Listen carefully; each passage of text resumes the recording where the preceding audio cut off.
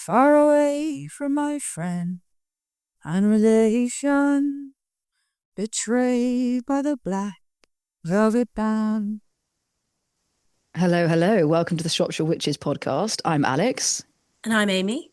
And today we've got a very special episode for you because it's something completely different to anything we've done. We've got somebody that I'm a big fan of, actually, particularly on Instagram, which I'm forever kind of sharing things and liking things. But we've got the fabulous Jono Namara, who is an expert on all things cemetery and much beyond that. But Jono, you're a very dapper chap with a sort of very kind of niche interest, but I think this is going to make a really fascinating episode for people. So we're going to kind of just delve sort of straight in and just go with whatever kind of things crop up, really. You're happy with that, aren't you? Absolutely. And thank you very much for having me on. Not at all, not at all. It's our pleasure. So let's start with, you know what, it might seem like a bit of a mundane question, but I've got to ask this because I'm fascinated myself. Where did this sort of knowledge and interest, passion, where did this come from? Because your Instagram, which you've got to talk to us about because it is fantastic and it's very entertaining as well as informative. Tell us how this kind of interest came about, because it must have started somewhere. Yeah, thank you. I think as a child, as a lot of these things probably do, I was sort of raised on a diet of Time Team, which used to be on Channel 4. I don't know if you ladies watch that. Yes. Very much so. Yeah. Oh, yeah. So Tony Robinson and Phil. And I still watch it today, actually. All those old episodes are still on YouTube, which is great. Talk about digital archaeology. I used to be a member of the Young Archaeologists Club, which I think I still hold my my membership card, which, you know, it always works great at bars these days. And I just really loved history in general, to be honest with you. And also the element of fiction as well, in terms of things like Indiana Jones. So I sort of, as a child, I was fascinated with that, as well as ghost stories, hauntings, you know, Roman legions passing through basements in Brighton, that sort of thing. So I started from that, and that was sort of a kernel for later on in life to think, well, how can I adapt this to doing something which I find interesting on social media, and hopefully other people do as well? And that's sort of how I came about Cemetery Safari. Okay. Fantastic. So being sort of maybe just a slightly eccentric child, as I would think quite a lot of us are, Yeah. Yes. and nurturing that interest as well. I was a big Time Team fan and a big CAD Great. file fan as well. So I think I'm probably a bit older, so CAD file might be a bit before your two's time, but Time Team was definitely that's top viewing. So let's go into something that I would like to know more about. And I've only been to a couple of them, but the Magnificent Seven. Let's go straight into it because I've mentioned this to you before in terms of what we want to chat about. But I'm fascinated by these graveyards, how famous they are, and in fact, with some of them, you can still be buried in some of them. They're not at capacity, are they? Is that right? That's correct. Some of them you can still be buried in, but you know, the space is running out. And the one thing I would say is, though, that a lot of people don't know that just because you're buried in a cemetery doesn't mean you're there till time eternity. They do reuse the burial grounds. So you might have a chance, but something like, and I'll start slightly earlier than the Magnificent Seven, is Père Lachaise Cemetery in Paris, which really kicked off this idea of being buried outside the city walls, so to speak. And obviously then the English adopted that from there on in. But Père Lachaise started in, I think it was 1805, and it was opened during Napoleon's reign. And at the time in London and Paris, it was still very fashionable to be buried within your local church walls, or, you know, obviously underground in the crypt. But, you know, in the 16th, 17th, and even 18th century, things were getting a little bit hairy in terms of the fact that the living were becoming sick from the dead. So obviously burial practices were, well, I would say they weren't exactly how they are today. And, you know, you had coffins being laid open and people being buried in a couple of inches of soil. I mean, there's actually a really fantastic record of this in, if you don't mind, if you entertain me for one moment. Yeah. There was a Scottish doctor that wrote this book called Gatherings from Graveyards, particularly those of London, with a concise history of the modes of interment among different nations from the earliest periods. This is a title, by the way, and a detail of dangerous and fatal results produced by the unwise and revolting custom of inhuming the dead in the midst of the living. So that talks about all of the graves in graveyards in the city of London. and you had people falling into graves, basically living people falling into the graves. So things were getting really bad. So Père Lachaise in Paris, and then obviously the Magnificent Seven cemeteries, they changed the way that people were buried, and actually, thankfully, made things a lot safer for the living. Mm. And then starting, so Père Lachaise obviously started in 1804, and then the Magnificent Seven cemeteries, the first one was Kensal Green Cemetery, which I believe started in 1832. And that basically came about because things, as I said, got so bad that Parliament had to create an act. It's called the Burial Act of 1832. And that's kind of where things really kicked off. Okay. I suppose, yeah, I think they had to address something because this sort of mass population coming in from the countryside, particularly with things like the Industrial Revolution as well. And this kind of attitude towards death, I find with the Victorians is fascinating, because there's grandeur there architecturally, of course, because as with all things Victorian, but there's also often laced with, I suppose, what now with a PC for a time might seem like humour. It's probably not that humorous, falling into a grave in practice. But there's also the outright macabre that comes with it. So, you know, going into the realms of body snatchers and all this kind of thing. And of course, even the fanciful things of the idea of being buried alive, which, although medicine was coming on, people were actively quite afraid of, weren't they? And you had this idea of the kind of a bit of string or rope, what have you, being tied to maybe the index finger or the hand of the corpse, and then a bell on the top of the grave. I never know quite in practice how that would work with that amount of soil on top of you, but it's fascinating. I mean, I wouldn't mind having that just in case. And that's obviously where we get the expression "dead ringers" from. Oh, is that okay? See, I love that. I love the phrase. Okay, that's really interesting. Yeah, I actually, right next to me, funny enough, I have a book called Buried Alive, and it's by a Swedish doctor and author called Jan Bonderson, who I've had the pleasure of interviewing a few years ago, actually. He wrote a book also on someone called the London Monster, which was a chap 100 years before Jack the Ripper, and he would stalk the streets of London, and he would be attacking women's bottoms with a sword or a rapier. So that's maybe something else we could delve into another time. But yeah, dead ringers. All of it's there, and you're like, dead ringers. That sounds, he's like a nice guy. There's a lot of ground to cover with that one. Yeah. I mean, I've just got to go slightly into that. How prolific was he, and how long was he at large? Oh, the London Monster. I think he only had a bit of a reign of terror for a few months around London, but it got so bad, and these poor terrified Georgian women, they'd be wandering around with cork rumps on their bottom to repel the London Monster's blade. And it was sort of the first moral panic of its time. Obviously, you know, we're in an age where the media, or at least the newspaper, is just getting started. So it sort of coincided with that. So the London Monster, but the difference between him and Jack the Ripper, which is obviously 100 years later, is that the London Monster was caught and was put to trial and then death. So there is, I suppose one could say, a happy ending to it. But yeah, I did a documentary for that for the BBC a few years ago, and as I said, I had the pleasure of interviewing Dr. Bonderson, and he's a very interesting chap. So yeah, I bet it's out there, but thankfully the London Monster isn't. you can find the London Monster's dead. Don't worry. Yeah. In a shallow grave. Do you know where he's buried? No, because I suppose he was a criminal, so they wouldn't have. Yeah, okay. God, that's a Google search that's happening immediately after this podcast. I'm just gonna be like, that is fascinating. Do you know what, Alex? That's a fair point. I actually don't know where he's buried, but I imagine it would have probably been in one of the prison walls. Yeah. I'm most likely thinking the one that's under. I'll tell you what, I'll have to get back to you on that. I always worry about saying potentially the wrong thing, especially when I do something on social media and Instagram. And then the comment sections are like wildfire. Yeah, which is good in a way, because the algorithm starts whirring. But people really want your guts for garters. quite angry about stuff. You think it's okay. I do this. I have to do origins of phrases videos, and I always kind of make it clear that it's sort of, this is one of the things that it could be, because of course people get up in arms and start saying it's not that. Yeah. The mansplaining. Yeah. They love it. So the Magnificent Seven, I've got to say, I've been to Brompton, and funnily enough, and I feel like I've got carte blanche now, because you've sort of set the bar of weirdness pretty high, I'm going to argue. Great. Yeah. That's what I'm here for. Yeah. Mine's unshakable, so it takes a lot for me to find something weird. But I went on a date to Brompton Cemetery as well, which Great. yeah, I love that. Also, we went to a Mm. pub afterwards, the Lily Langtree, and a man shouted at me, Yeah. threw a ball to his dog, and he went, "Don't throw the ball!" And I was like, "Oh my god!" It was. I know that pub. Yeah, it's right next to Brompton.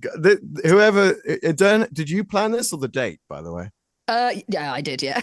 Oh, brilliant. Okay, fine. Yeah, because that's the nearest pub to the cemetery. But yeah, it's a good one. Okay, to the Lily Langtree. Yeah, the Langtree. Have you done something similar? Is that why you're like, did you map that out? Because that's like that sounds.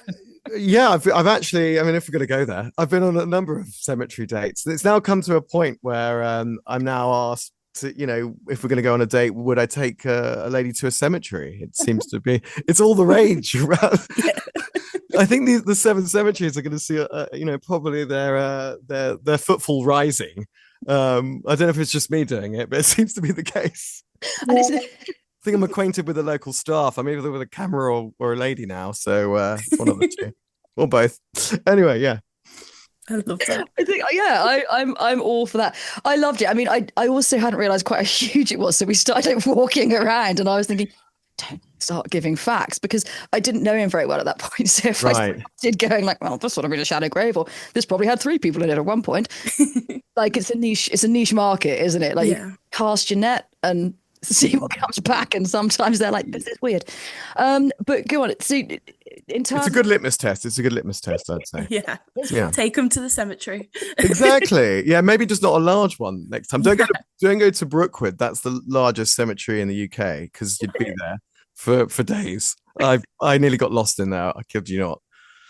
Death in a cemetery. That would be something. well, perfect. Poetic. Sure, it happens. It has to happen, right? I mean, Yeah. It's got it. Yeah. the irony. The irony.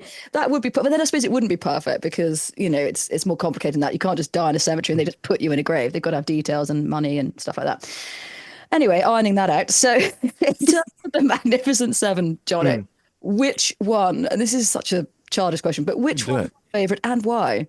That's a very, very good question. Well, off the top of my head, I'm probably going to have to say the obvious one, and it is Highgate Cemetery. Yeah, I know it's a bit like, what's your favorite band? And I'm not going to say the Beatles, but Highgate Cemetery for this answer would be the case, because especially the older part of the cemetery, which is in the west wing, one could say, which is older, and it is magnificent. I mean, it's ridiculous in terms of what the Victorians did, and I think you touched upon this earlier with the architecture.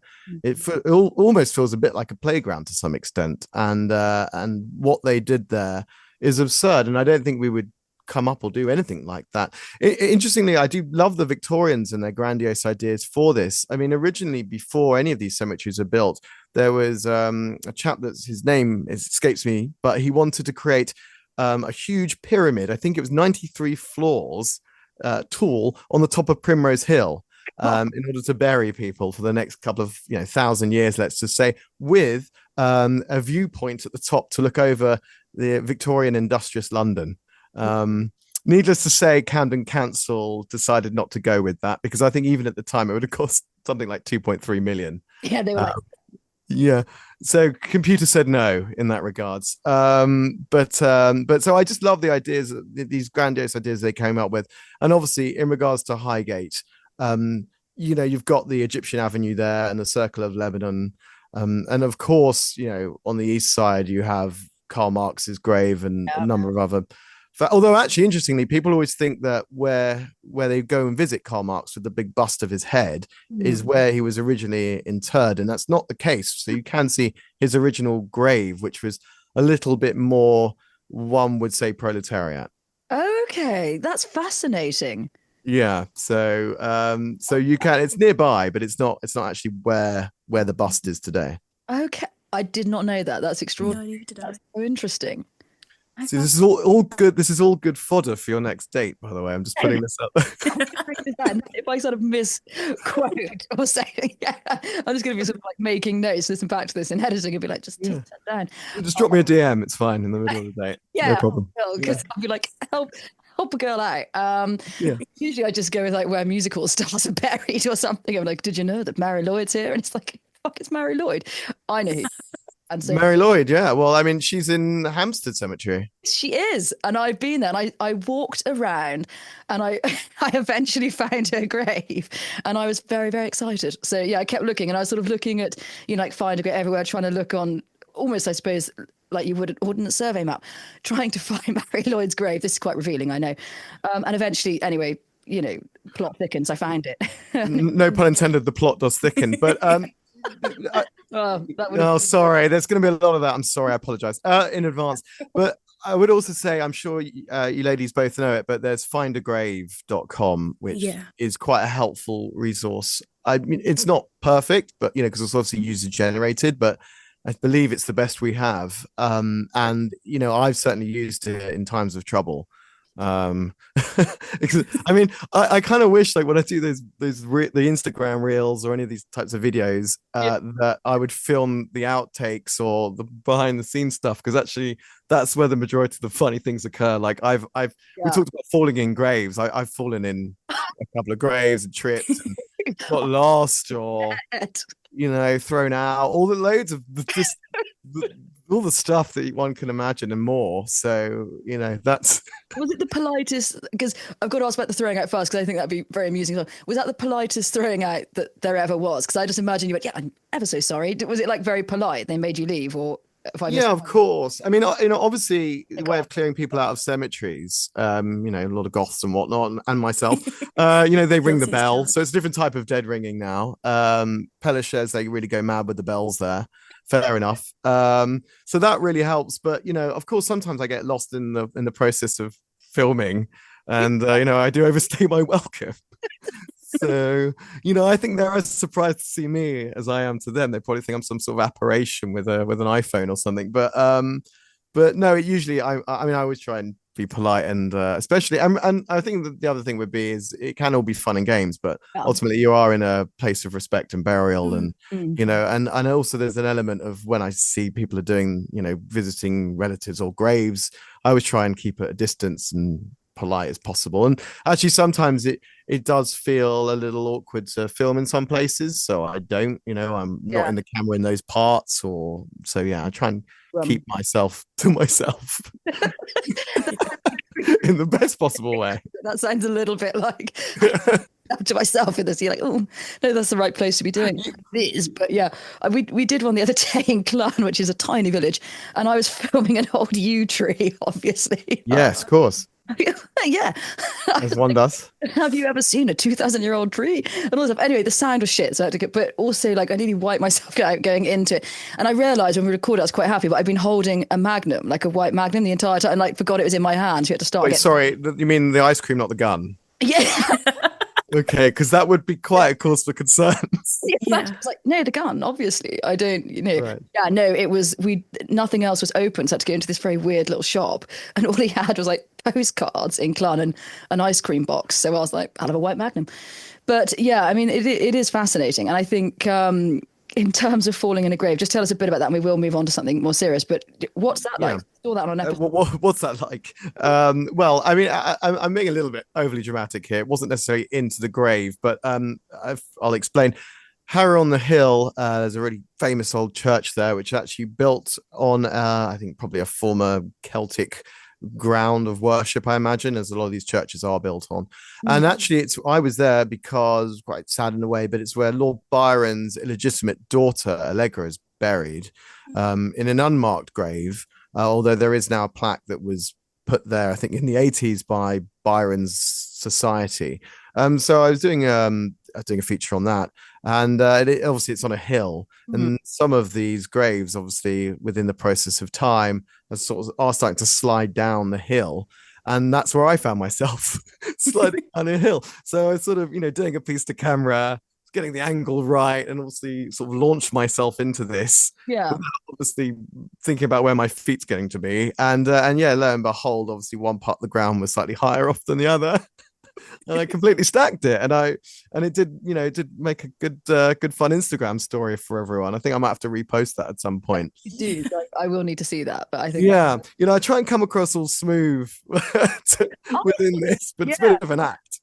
Because I thought, because some of like, I mean, you've got this kind of nailed down. It's very good, but some of the videos you start doing, the amount of times something happens, and I think, oh God, this is awful. But yours always look very, like the editing and stuff is fantastic. Amy, I'm absolutely hogging the floor here. Have you got you've obviously got some questions for Jono? Yeah, so I just want to briefly mention the fact that my mum is the only person I've ever come across that's fallen into a grave more than once. So it's Oh, good that there's another person, so I can comfort her by saying that she's not the only one. yeah. How did that happen, if you don't mind me asking? She's a very, very short lady, and she doesn't look at the ground very often when she's walking. So the first time it was pretty much nearly a freshly dug grave, which was rather stressful for her. And the second one, Mm. it had just sunken quite a lot, so she fell over, and but she was on her own.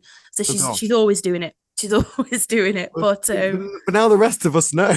Yeah. So sorry, Mum, I've outed you as Oh, yeah. She spends as much time in graveyards as I do. oh. Is that where you get your interest from? Yes. I think growing up in the area that me and Alex have both grown up, there's lots Mm. of really beautiful kind of country parish churches and kind of cemeteries that are a little bit more older in the sense of they've been there a very, very long time Mhm. compared to some of the bigger cemeteries. So for instance, when I first went to Anfield Cemetery in Liverpool, I was Mhm. shocked by the size. I got lost. A delightful Scouse man helped me.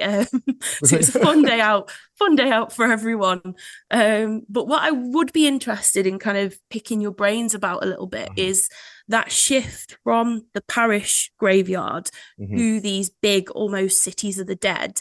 What are some of the unique features in some of the Magnificent Seven, for instance, that you wouldn't necessarily see in your local churchyard?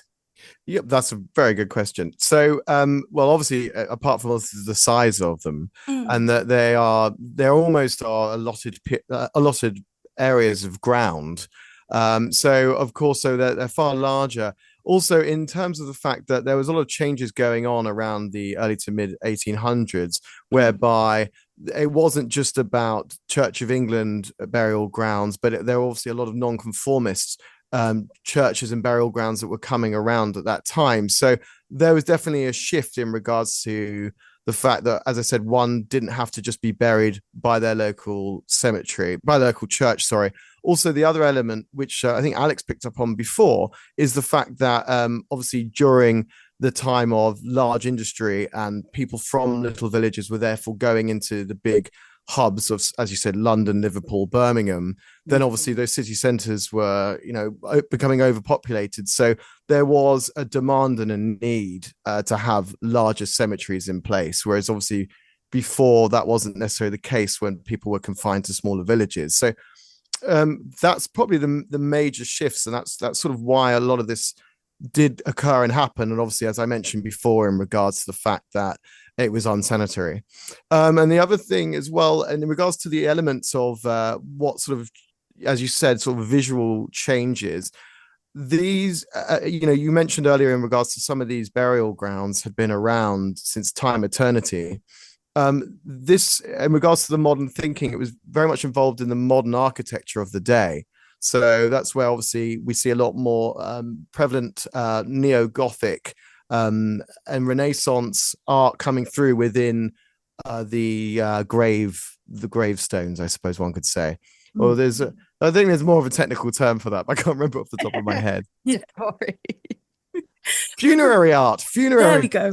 Oh, funerary art. But no, actually, just to go on that a little bit, yeah, funerary art is actually really fascinating, and it's something that I completely haven't covered in terms of the shifting tastes and designs of the gravestone. So Mhm. obviously, as I said, I mentioned you've got neo-Gothic, there's pre-Raphaelite going on there, you've got Art Deco graves. Obviously, we have modernist graves now. I imagine we're going into an era of probably just digital graves. Yeah. Uh, Wow. which I've done a documentary on, but that was 6 years ago, and it feels like an eternity. So I might have to update that. Changing so fast. I Yeah. did see a grave. It's interesting because you see all these sort of very beautiful ornate graves, and absolutely, as you say, reflecting kind of the architecture or the taste and things of its time. And I'm sure it maybe at some points in history, it must have looked quite garish. To us now, a lot of the Victorian things, we sort of look at it with this kind of almost like a sense of nostalgia in a way, despite what a lot of that was built on top of. But I think, the little parish churches and things like where I live out in the sticks and things, it's much more kind of like almost like the old curiosity shop kind of little knell, like you think of like the sexton and these kind of yew trees, willows, long forgotten graves, things like that. Nothing with the kind of grandeur of these guys. I did see one in Hampstead Cemetery, which was a gravestone of somebody who I'm assuming, obviously, just through the power of sight, was a taxi driver, because there were little toy taxis on the grave, but also the gravestone had a taxi on it, and there was a picture of him, and it was all very like. I mean, it must have been quite an extravagant gravestone to purchase, but they'd really gone to town with it, which. When you sort of look at it, you think, gosh, but also in a way, it was kind of a delightful tribute to someone who thought that was absolutely brilliant. It's certainly one of the more unusual ones I've seen, very modern in a strange sort of way. But yeah, that was what I thought sort of stood out as quite a bizarre, in a good way, grave. It was interesting. Yeah. Without saying slightly morbid, I know the grave. So yeah, well, I believe it's the one you're talking about, which is next to the Art Deco angel, the Bianchi Memorial. Is that correct? Is it right next to it? Because I'm laughing because I've been there so many times. I used to live there, so I used to go to Waitrose. Did you? Oh, okay. Well, funny enough, I'm actually there 2 days' time. Gosh. Okay. Well, yeah. No, I know it.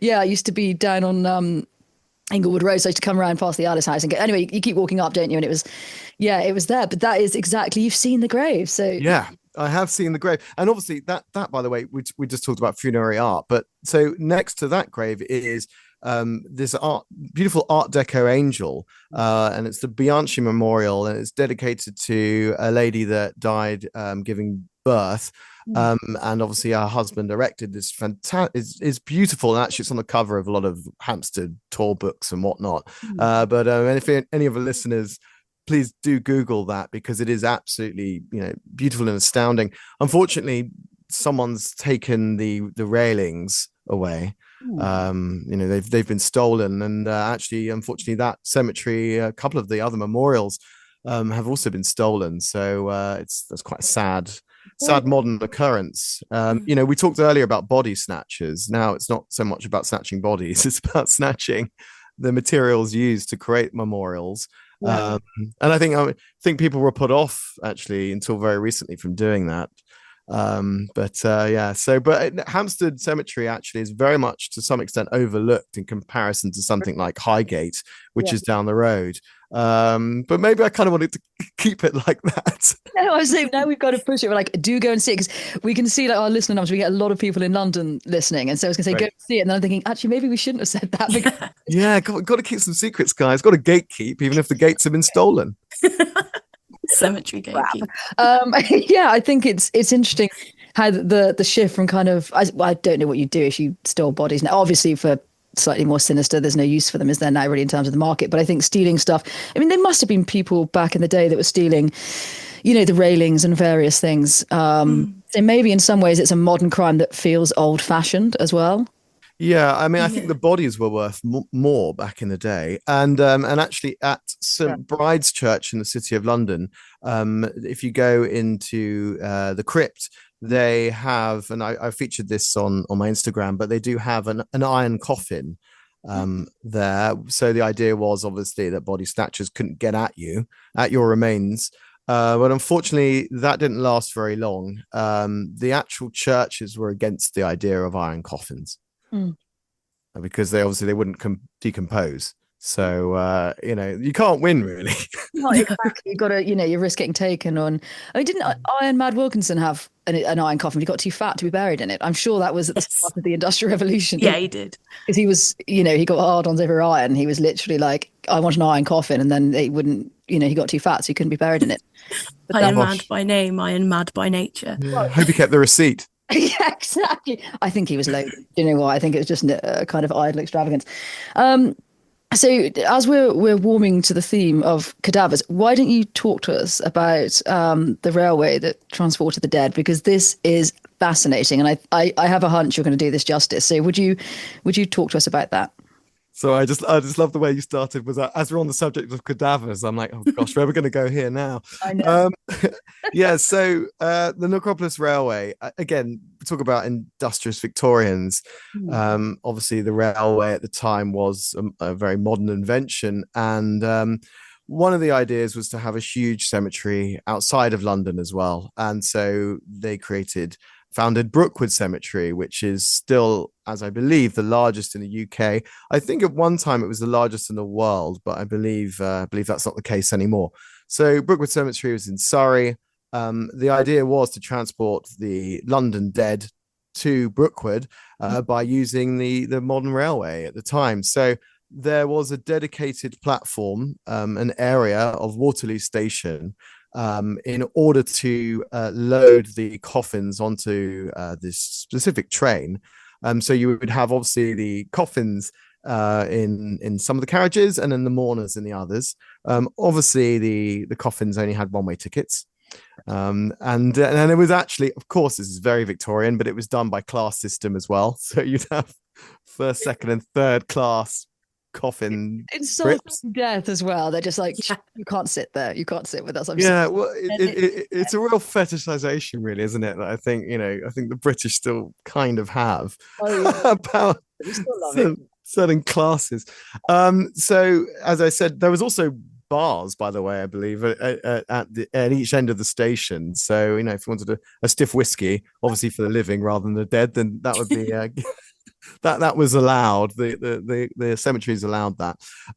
So that was the Necropolis Railway, and you can still see the building today, which is just off of Waterloo, the proximity of Waterloo Station. But you kind of have to know where it is to be able to see it, basically. But it is still quite a lovely, grandiose building. I believe at the moment it's abandoned. So hopefully someone will come and do something interesting with it or live in it. I'm up for the idea. And yeah, but it sort of fell out of favor. And during World War II, the Blitz, a lot of the railway lines were damaged, and then, as I said, they sort of put it to rest, so to speak. But interestingly, though, if you do take the train from Waterloo to Brookwood, you are still on the same tracks that you would have been in in Victorian times. So and they still have a little bit of that the original stop there that you can see, but it is sort of hidden in bushes now. So yeah, that was quite an interesting day for me because, as I said, Brookwood is the largest, and I mean it just goes on and on and on, and it was a really fine hot summer's day. But yeah, I would take a map with you, certainly. Yeah, I mean, I didn't realize I'd heard about it and read a bit, but I didn't realize you could still see the building, which I think is just extraordinary. And also that you would go, well, I suppose it's sense, isn't it? You would still largely go on the same route. Yeah, exactly the same route. And actually, Brookwood, they've got some really fantastic people that are buried there. John Singer Sargent is probably one of the most notable. Wow. Yeah, so please do go and check them out. And then Zaha Hadid is probably one of the most recent famous people that have their graves there, their final resting places. It's quite a pared back grave actually for Zaha, but yeah. What's John Singer Sargent's grave? Because I mean, he's obviously with his, is his quite understated, his grave, or is it? I don't know. No, it is quite understated, I would say. I think probably he wanted his art to speak for himself, but I'm just second guessing there. Even his sort of Duchess painting, they're sort of beautiful and the look of them in it. But yeah, no, I can see that. Maybe it was quite a muted grave. I don't know why I asked that. I was just fascinated because obviously his two sort of, not two famous paintings, there's more than that, but the two that just stand out to me constantly of just being absolutely beautiful. I'm a big fan, so I'm interested. And there is, I suppose, something about being a fan and then going to see their grave. Yeah. Like, is that weird? Possible. No, I don't think. I mean, look, I mean, I would also say no, but what do you ladies think? I think it's. Do you know what? I think when it comes to things like that, I think there is I'm not religious. I'm not doing it for those aspects. I think there's something about the macabre that also feels respectful, and also there's a curiosity about it, isn't there? Yeah. Like that's the kind of the last, like, marking point of that person's, like, not existence because they were dead, but like that's their last kind of mark, and it's fascinating, isn't it? I find there's something very interesting. Amy, what do you think? I think it's a way to honor them as well. So if they've had a significant impact in your life, then obviously, as long as it's not halfway across the world or something like that, if it's feasible, going and visiting their grave can be, I think, a very powerful experience. So, for example, I'm a massive Dylan Thomas fan. Going to Dylan Thomas's grave in Wales was a really special kind of event, and it allowed, I think, access to the full story and the full picture kind of thing. So I think there's nothing weird at all about it. But then again, are we the right ones to be saying it? When it comes to things like that, yeah. Yeah, but I do. I think certainly, I think cemeteries have, and I'd be interested to hear your opinion on it, Jono. They have an enduring legacy, and I think societally, their significance might have shifted throughout their long history, but I think there's certain things that continue. I think there's certain things that continue to appeal to us even now that would have been the same things that appealed to Victorians who went promenading around cemeteries and things. So what do you think is the enduring legacy of cemeteries, but also how do you think our relationship has changed with cemeteries compared to, say, our Victorian counterparts? So I think in regards to when we were talking earlier about the Magnificent Seven cemeteries, originally the plan was, and actually they've sort of followed it through, that once these cemeteries were filled up, they would then become gardens, essentially, that members of the public could walk through. And that concept was come up with a gentleman called John Loudon, who is buried actually in Kensal Green Cemetery. So I believe the modern interpretation of a modern cemetery, certainly these ones, these sort of British English looking gardens, let's just say, where everything's sort of kept back a little bit, but it still are slightly wild around the gravestones. The idea was actually that, yes, it should be a place that people can visit and pay their respects, but also a place that the living can also enjoy as well. So I think the Victorians were very in tune with that. Now, don't get me wrong. I mean, I have this a lot where people say about cemeteries, oh, well, that's a bit of a niche, isn't it, really? But I always like to say, not really, because everyone dies. Yeah. It's not that much of a niche, really. So I think there is certainly, as Alex said earlier, there's an element of the macabre as well, which could intrigue people. But I think certainly to project this back on myself in terms of, things that I post on Instagram and TikTok, the idea to open that up to other people that might not have realized maybe they have an interest in visiting cemeteries, or as you said earlier in regards to Dylan Thomas, visiting someone that they respect and admire. And also, just slightly to your point as well, I always find it quite fascinating that a lot of these, say, literary greats probably didn't know they'd be buried in certain cemeteries, or their gravestone would look the way it does. I mean, the obvious example, and again, I can riff on this for another hour, but is Oscar Wilde's grave in Père Lachaise. I mean, I don't think for the life of me that he ever believed that he'd be buried in Paris. Yeah. And of course, the person that designed his gravestone, they never met each other either. So and that was that sculptor, that artist's interpretation of Oscar Wilde's work. Whether Oscar Wilde, the famous aesthete, would have approved of it, we will never know. But the fact is that actually in Père Lachaise, his grave is one of the most visited, along with Jim Morrison's. And I'd really like to go to see. Oh, really? At Jim Morrison's? Yeah, massive Doors fan. Oh, brilliant! Yeah. I mean, the only thing is, I don't want to let you down with this, but it is slightly underwhelming. Yes, I've heard. Yeah, but I want to make that journey and be underwhelmed. Yeah. Yeah, that's going to sell it. You should put that on a t-shirt. Yes. I was going to say, that's the perfect line, isn't it? Yeah, and I'm underwhelmed. Yeah. No, I love the idea of that. But unfortunately, again, Jim Morrison's grave has been targeted to some extent, whether by maniacal fans, I would say, but obviously with his bust has been taken and people put chewing gum on. In regards to Wilde's as well, that people were obviously kissing his gravestone. And then obviously they've now erected this sort of pane of glass around it, so now people are kissing the glass, which is quite funny. But I think there was some urban legend about kissing Oscar Wilde's grave, which I've certainly I've certainly promoted. I was going to say, yeah, which you've encouraged. I mean, Yeah. in contrast, I'm a big Oscar Wilde fan. Less The Doors, only because I don't know that much about them. So Amy is a lot cooler than me, but I think No, definitely not. but I think you might be. But I think Oscar Wilde, big fan. I always find, because his grave is very famous, because it is in contrast to his work, I would say. But there you go. But I didn't realise that there was a whole thing about kissing it as well, and I find that kind of fascinating, because you also did another video, which sounds like I've gone kind of knee deep into fangirling, but it's fine. I'm very flattered. Thank you. Very flattered. Good. Amy Blake, don't be underwhelmed. Yeah, be underwhelmed. That's be underwhelmed. Make that journey and be underwhelmed. That's what I'm going to say on my cemetery dates. I'm just going to front this by saying, please be underwhelmed. I find that's a really good caveat. If you just do that just before you might just go, do you know what? Just prepare to be underwhelmed. In more ways than one. And also, have you been to the Lily Lang tree? Man in there that will shout at you if you throw a ball for his dog, not at his dog. I don't know that. I don't even know if he's still alive. It's not even that long ago, but I digress.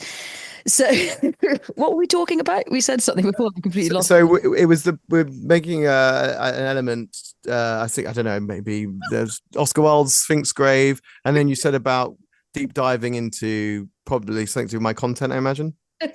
Going with the flow here, I don't know, but I don't know. Was she fangirling something? We're on the periphery of that. Yeah, it was about a grave that you put a video up to the point that the face has gone a little bit shiny, where people have been kissing it so much. Oh, shiny face. Hold on. I think the mouth or the nose. I can't remember. I shouldn't have. I should have kind of looked at the video and got the name, because I think it's a few videos in, but there is a grave somewhere that I think he was an actor or something, and it was lucky to kiss him, and so it's worn like the mouth's gone like a different color. Oh, I know. Sorry, I was going to make another pun there about clearly he and I need a bit of foundation, but But there we go. So yes, I know exactly what you're talking about. So that is at Père Lachaise Cemetery, and that is the grave of Victor Noir. Mm-hmm. And he was a journalist, and he was shot and killed in a duel with Napoleon's grandson, I think it was, at the time. And he was actually reinterred, I think, at Père Lachaise. And this very detailed bronze effigy was created and put on top of his grave, and one notable feature of the effigy is that he has quite a large bulge just below his belt level. And an urban legend grew, no pun intended, that women could potentially become fertile, or maybe super fertile, by rubbing or kissing the bulge or other areas of the effigy, so his lips, for instance, or rubbing his feet. And this persists this day. Dita Von Teese, the famous glamour model who used to go out with Marilyn Manson, I believe has some quite saucy pictures of her riding the grave. Which again I wanted to put in the video, but I never know with the puritanical nature of Instagram if that would have been allowed, What are the limits? What's allowed? Well, you say what's the limits, but I think I'm very close to being banned, so I'm towing the line here. No pun intended. But yeah, so that's the grave of Victor Noir. And so yes, when I was filming that, and it was a sort of a relatively random day. It wasn't like a weekend, but yes, lo and behold, it's a very, very popular grave. Yeah. I can't remember off the top of my head, but I believe there's a lady in Ireland who I think she's wearing she obviously has quite a prominent bust. And I think what's her name? Molly Malone, isn't it? The old folk song. Yeah, I've seen it when I used to live in Dublin, and that was right. Yeah. So I mean, that there's that as well. So that's similar. And I saw there was a bit of a backlash on Twitter where people are saying, "Oh, well, you can't rub the bust of Molly Malone." But then obviously there's a counter argument to say, "Well, this is Victor Noir's grave, and you've got women straddling it." And then the French seem really quite happy about it. So quite a French thing, though, isn't it? They're just going to keep this. Yeah, exactly. I mean, she's got quite shiny boobs now because of it. And I suppose there's nothing to say that's going to help fertility or anything, at least with this guy. I mean, I've just had a look at it, and it is quite prominent. There was a guy, actually, as a sideline, who lived in our village when we were little. little, like kids it always looked like, we used to like laugh, think, oh my god, what's that? And then it turned out he had a hernia, actually, in fact. So but it looked literally like that. So he'd walk around, but he was this old man, very polite and everything. He used to go to chapel and all the rest of it, and we were always just in stitches because we just thought it was, it's not, he had a hernia that was just clearly looked pretty much like this guy's thing. Yeah. I really did not know where you were going then with that, Alex. I was for a moment, I was like, what? There was a man in your village that had a bulge like Victor? What?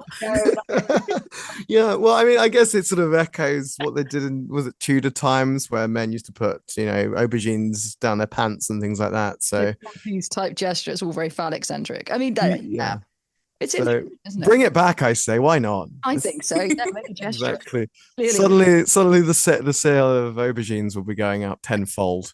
They perish quite quickly, don't they? And that's just going to turn to mush. But I think I won't overthink it.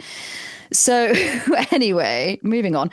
Talking about another thing you mentioned was the canonical five who are buried in different spots in London. Have you been, in some cases, are some not in unmarked graves?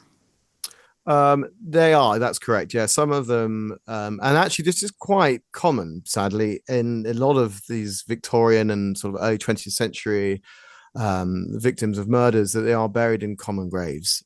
So even I'm doing something quite recently on the Blackout Ripper.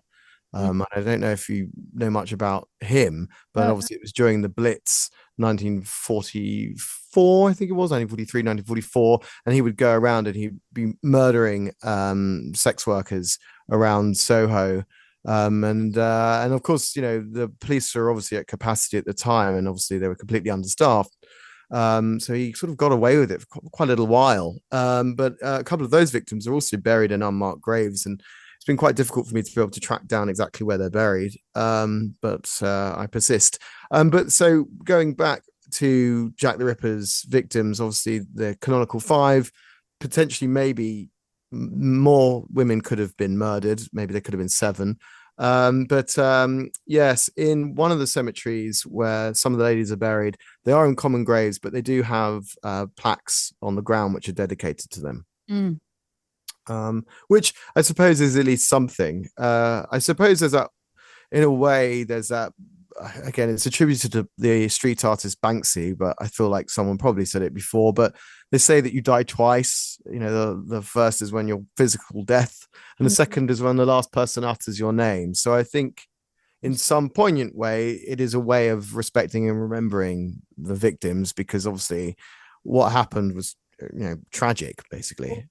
Yeah, but it's been eclipsed by this, I suppose, human proclivity for gore, and we're no different now when we're talking about true crime. I think, I don't say we, but in general about true crime. These women's, and not to kind of get too serious about it, of course, but it's a serious thing. Is that they're, things like their graves, the reality of their position in society, and how people like that would have been largely forgotten, which is awful, and eclipsed by things like Jack the Ripper tours and merchandise and all these things that people for years, I think maybe that's on the change as people start to look more at the history of these women and things, but it's, they know the route that he took, all these things so well, and yet I'd say the vast majority of people, in fact, don't even remember the victims' names either, which I think is an interesting, in a tragic way, dynamic and quite revealing as well.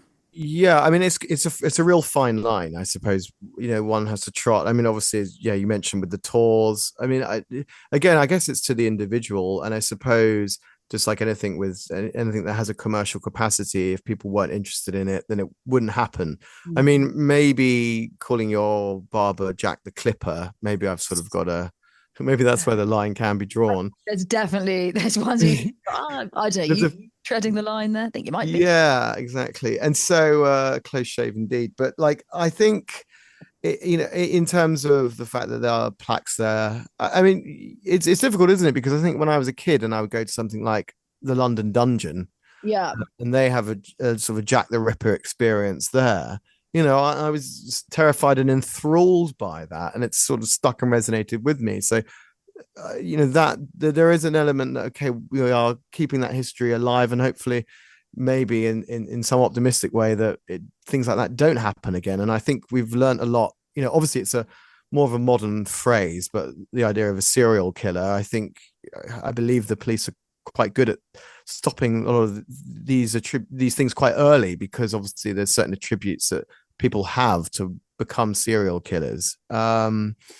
So going back to it, yeah, I think whenever I try and make any of these types of reels where it does involve serial killers, one, I sort of have a very loose yardstick that, okay, it might be in living memory, but I suppose anything sort of post World War II, I'm sort of not really going to cover, if that makes sense. I think it just feels a little bit too on the nose. And the second thing is, like, although I try and make them engaging and entertaining, I try and not go into something which feels like I'm not being respectful of the victims. You know, I'm trying to place it maybe in the viewpoint of the victims rather than focus on someone like Jack the Ripper. So, and I think that's hopefully a very modern way of doing it, but also it sort of allows a bit more empathy. Yeah. Because it is terrifying. I mean, you know, I talked about the London Ripper, the London Monster, getting my serial killers confused here, although I actually didn't kill anyone. But, you know, again, these Georgian women, in one sense, you know, it's absolutely fascinating that they had to sort of construct these cork rumps to protect their bottoms and whatnot. And actually some of them, ones that couldn't afford the cork rumps, were using metal pans to walk around London. But, you know, they must have been absolutely terrified. Yeah, it's a very real thing. So I think that it really is a bit of a double-edged sword. And that leads nicely, although that's possibly the wrong word, to the vampire story that you're going to tell us. Yes. I thought, and as we kind of wind to a close, having taken up a good deal of your time, but I thought this could be, you know, that's maneuvered nicely to that, if you can do such a thing. But why don't you indulge us with that? Yeah, so this is actually, it's a wonderful combination of, we're talking about the 7 cemeteries and obviously more of the sort of macabre and occult and horror. It sort of entwines it all. So Highgate Cemetery, there was a supposed Highgate vampire, which started in the late 60s and early 70s. And it really sort of started the satanic panic at the time. And it was very much a vampire craze. And I don't really know what came first, because obviously at the time they had those wonderful Hammer horror films. Yeah. And so I think definitely imaginations were spilling over. So there were 2 main figures that were involved in the Highgate vampire story, and one of which is called David Farrant, and he was an investigator. And the other was Sean Manchester, who was an exorcist. And they believed that there was a vampire that was haunting Highgate Cemetery, and that I believe David Farrant believed that he actually saw an apparition. And this actually goes back a little further than that. In the late Victorian times, you had those penny dreadful novelizations. Yeah. Yeah, and there was one of the characters was called Spring Hill Jack. Yes. Yeah, Amy loves. Yeah, I love Spring Hill Jack. Oh, brilliant. Okay. Big legend in my life. Yeah, I'm still waiting for someone to do sort of a modern interpretation of him or her. So, Amy, make it happen. Well, I'm not dropping any hints, but there might be. He might be featuring on the podcast, and not literally. We haven't managed to, get the Ouija boards out or something. But there's in the pipeline. Let's just say. Brilliant! I'm looking forward to listening to that one and hearing his side of the story. Yes. so obviously there's some sort of foundation in regards to potentially a character leaping around or sort of appearing. And anyway, it caught the press. People like the News of the World suddenly came interested in regards to the idea that there was a vampire stalking Highgate Cemetery. And then all of a sudden, these dead foxes started appearing with apparent fangs and bites in their cadaver. So there was definitely some strange goings on there. And I imagine maybe because it was the late 60s, early 70s, there probably was some occult practices, potentially. But anyway, the press took this idea of the vampire, and it actually culminated on Friday the 13th on 1970, I believe, where hundreds of young people descended on the gates of Highgate Cemetery, and chaos ensued, and the police had to be called. And that's kind of the story. I mean, again, I don't think anyone was caught. No vampire was caught. It was never seen again. But those two gentlemen certainly put a lot to the story. And there's a couple of documentaries that people like ITV made at the time, and you can still find some of that on YouTube, which is quite fascinating. I will look that up. I suppose it's revealing of how, even if we think of kind of cemeteries and things in a secular or non-secular way, in fact, the human kind of idea of kind of getting whipped up into a frenzy, and that's mob culture is ever present, isn't it? Really, you can soon get a bit of a stir, and people can get rather into this sort of thing, and it is kind of very, very Hammer horror. And I'm a massive fan. Well, in no small part, I'm a massive Oliver Reed fan as well. But I think the Hammer horrors kind of encapsulate that perfectly. Yeah. Amy, if you got anything that you want to ask. I would, and I know this is a really difficult question and you probably have many, but I'd be interested to hear what maybe one or a couple of your favourite graves are and where we can find them, particularly for people like myself who spend a lot of time in cemeteries. Where can we find them? Why are they important to you? Yeah. Oh, that again, great question. And I guess if we're going to do a bit of a round robin, the top hits. So obviously I've already mentioned Oscar Wilde, and obviously we touched upon Vince Noir's grave in Pella Sheds, and they're two of my favorites because obviously they have such unique stories to them. On top of that, obviously when we talk about the Magnificent Seven cemeteries, in Brompton Cemetery we have a apparent time traveling tomb grave of Mrs. Courtois and her two daughters. And it's very on the nose in the style of the craze for Egyptology, which happened around that time. Yeah. And so it's built like it sort of does look like a bit like a TARDIS, a marble TARDIS.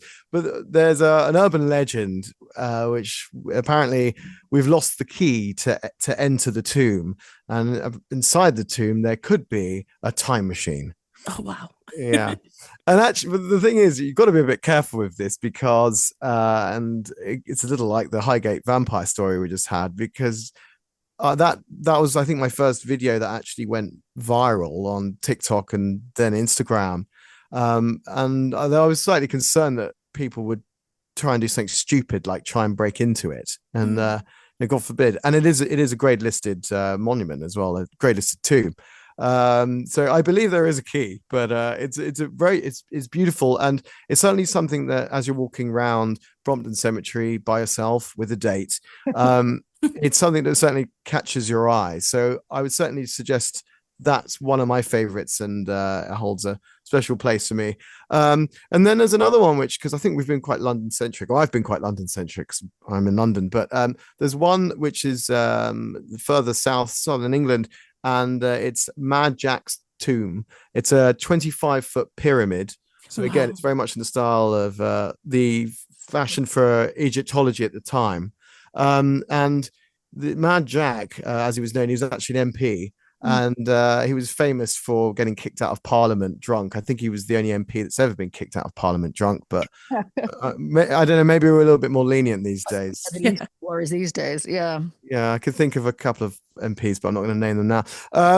And then, so anyway, so when he was buried, apparently he was buried sitting up with a bottle of port on the table and I think a roast chicken, because he believed that one day he would be resurrected. So when he's resurrected, he'd be able to have a fine meal in front of him. So that's Mad Jack's 25-foot tomb.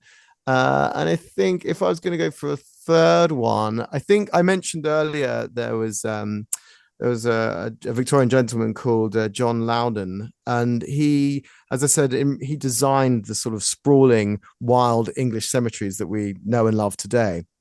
Sort of came up with that concept.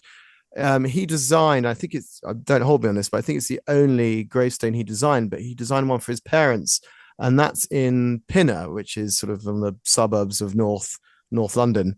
And it is it's called the floating coffin tomb, but it's not really floating because it is attached to sort of a concrete structure, but it has a coffin sticking outside either end of it. And there's, again, an urban legend, and maybe it's something to do with him being Scottish, but the idea is that there was a will an inheritance, and the idea was that he would keep receiving the will and inheritance as long as his parents were still above ground. So the idea is when they died, then it's sort of like a loophole in a way, a Victorian loophole. But no, actually, the bodies of his parents are buried below ground. Obviously, health and safety. So, and again, it's very quaint, as you were talking about earlier, sort of village churchyard, but it just has this huge structure. And it's really quite fascinating to go and visit. So I think those are my top three. I think that's a good selection. You've got the agony of choice, but I'd say, you know far more about this than us, but I think that sounds like quite a lineup. So look, you've been fantastic and arguably one of my favorite guests. I've got to say that. And I don't say that every episode. So thank you. Thanks for having me. Not at all. I've loved it. It's been hilarious. It's been great. Thanks, Amy. Thanks, Alex. No worries. And I was going to say, do you want to do a quick mention of your socials? We'll put it up anyway, but I can say firsthand it is well worth having a look and a follow. But your Instagram and your TikTok, do you want to just tell us your handles and things so we can put those out for people? Sure, I'll give you the whole spiel. So my Instagram is at Jono Namara. So that's Jono, Jono, Namara, Namara. It's Irish, so a lot of A's going on there, a lot of vowels. And my TikTok is Cemetery Safari. And you can also find my stuff on my website, which is jononamara.com. Brilliant. Thank you so much. I really appreciate it. And yeah, I've loved it. Thank you so much, Jono. Thank you. All the best, guys. Thank you so much. Cheers. Cheers. Bye.